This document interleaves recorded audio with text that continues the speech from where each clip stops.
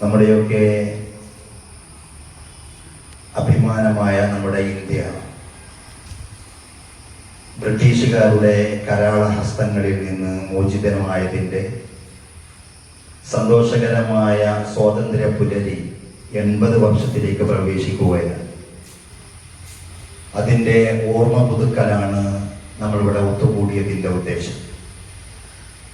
അല്ലാഹു സുബ്ഹാനഹു വ തആല നമ്മിൽ നിന്ന് ഖബൂൽ ചെയ്യുമാറാകട്ടെ. ഒരു ഇന്ത്യക്കാരൻ എന്ന നിലയിൽ, അതിലുപരിയായ ഒരു മുസ്ലിം എന്ന നിലയിൽ ജനിച്ച നാടിനോട്, മണ്ണിനോട് കൂറുണ്ടാവുക, സ്നേഹമുണ്ടാവുക എന്ന് പറയുന്നത് നമ്മുടെ ഈമാനിൻ്റെ ഭാഗമാണ് എന്ന് പഠിച്ചവരാണ് നമ്മളൊക്കെയും. ഹബീബായ റസൂലുള്ളാഹി സ്വല്ലല്ലാഹു അലൈഹി വസല്ലമ തങ്ങളുടെ ധന്യസ്മരണകൾ അയവിറക്കിക്കൊണ്ടേയിരിക്കുന്ന പരിശുദ്ധമായ റബീഉൽ അവ്വൽ കൂടിയാണിത്. തൻ്റെ ജീവിത സാഹചര്യങ്ങൾ കൊണ്ട് മക്കയിൽ നിന്ന് താൻ ജനിച്ചു വളർന്ന തൻ്റെ പ്രിയപ്പെട്ട നാട്ടിൽ നിന്ന് നബി സല്ലല്ലാഹു അലൈഹി വസല്ലമ തങ്ങൾക്ക് മദീനയിലേക്ക് പോകേണ്ടി വന്ന ഒരു ഘട്ടമുണ്ട്. സാധാരണഗതിയിൽ മക്കയിൽ നിന്ന് മദീനയിലേക്ക് പോകുന്ന വഴിയിലൂടെയല്ല നബി സല്ലല്ലാഹു അലൈഹി വസല്ലമ തങ്ങൾ ഹിജ്റ പോകുന്നത്. ശത്രുക്കളുടെ കണ്ണ് വെട്ടിച്ച്, ശത്രുക്കളുടെ കണ്ണിൽ പെടാതെ ചുറ്റി വളഞ്ഞ് വലിയ മണൽത്തിട്ടകളും വലിയ കുന്നുകളും മൊട്ടക്കുന്നുകളും ഒക്കെ താണ്ടിക്കടന്ന് റസൂലുള്ളാഹി സ്വല്ലല്ലാഹു അലൈഹി വസല്ലമ തങ്ങൾ മദീനയിലേക്ക് പോവുകയാണ്. അങ്ങനെ വളഞ്ഞു തിരിഞ്ഞ വഴികളിലൂടെ പോയി ജുഹ്ഫ എന്ന് പറയുന്ന പ്രദേശത്തിന്റെ കുറച്ചപ്പുറത്ത് യഥാർത്ഥ മദീനയുടെ വഴിയിലേക്ക് നബി തങ്ങൾ പ്രവേശിക്കുന്നുണ്ട്. മദീനയുടെ അതിർത്തിയിലേക്ക് നബി സല്ലല്ലാഹു അലൈഹി വസല്ലമ തങ്ങൾ എത്തുമ്പോൾ ലോകത്തിന്റെ നായകൻ പിന്നിലേക്ക് തിരിഞ്ഞു നോക്കുന്നുണ്ട് തൻ്റെ പ്രിയപ്പെട്ട നാടിനെ, മക്കയെ. നബി സല്ലല്ലാഹു അലൈഹി വസല്ലമ തങ്ങൾ തൻ്റെ കരഞ്ഞു കലങ്ങിയ കണ്ണോടുകൂടി മക്കയെ നോക്കിയിട്ട് നബി തങ്ങൾ ഇങ്ങനെ പറയുന്നുണ്ട്: പ്രിയപ്പെട്ട നാടേ, വിട. നിന്റെ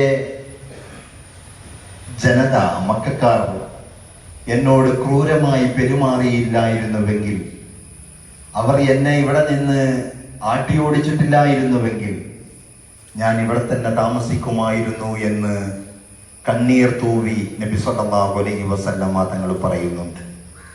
മദീനയിൽ ചെന്നിട്ടും ആ മക്കയോട്, മദീനയോട് പൊരുത്തപ്പെടാൻ നബി സല്ലല്ലാഹു അലൈഹി വസല്ലമ തങ്ങളും സ്വഹാബത്തും വളരെ കഷ്ടപ്പെടുന്നത് ചരിത്രങ്ങളിൽ നമുക്ക് കാണാൻ കഴിയും.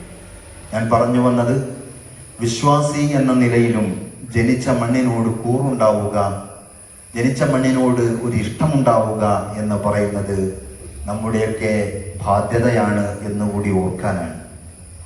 നമ്മൾ ആലോചിച്ച് നോക്കൂ, 10-80 വർഷങ്ങൾക്ക് മുമ്പ്, 8 പതിറ്റാണ്ടുകൾക്ക് മുമ്പ് നമ്മുടെ പൂർവികരായിട്ടുള്ള ആളുകൾ കഠിനാധ്വാനം ചെയ്ത് ശക്തരായ, സർവായുധ വിഭൂഷിതരായ ബ്രിട്ടീഷ് പട്ടാളത്തിനോട് സായുധമായും അല്ലാതെയും പൊരുതി കഷ്ടപ്പെട്ട് അധ്വാനിച്ച് നേടിയെടുത്തതാണ് ഈ സ്വാതന്ത്ര്യം എന്ന് പറയുന്നത്. വിദ്യാർത്ഥികളായ നമ്മൾ അത് കൂടുതൽ പഠിക്കുകയും അതിനെക്കുറിച്ച് ചിന്തിക്കുകയും ആ സ്വാതന്ത്ര്യം അർത്ഥപൂർണമാകുന്നതിന് വേണ്ടി, രാജ്യത്തിൻ്റെ പുരോഗതിക്ക് വേണ്ടി നമ്മൾ പ്രവർത്തിക്കുകയും ചെയ്യേണ്ടതാണ്. ഇന്ത്യ എന്ന് പറയുന്നത് ഒരു അത്ഭുതകരമായ നാടാണ്, ഒരു മഹാരാജ്യമാണ്. സൗദി അറേബ്യ പോലെ മറ്റു ഏത് രാജ്യങ്ങൾ എടുത്തു നോക്കിയാലും അതിലൊക്കെ ഒരു യൂണിറ്റി നമുക്ക് കാണാൻ കഴിയും. അവിടെയൊക്കെ ഒരേ ഭാഷയാണ് എല്ലാവരും സംസാരിച്ചുകൊണ്ടിരിക്കുന്നത്. അവിടുത്തെ വേഷവിധാനം ഒരേപോലെയാണ്.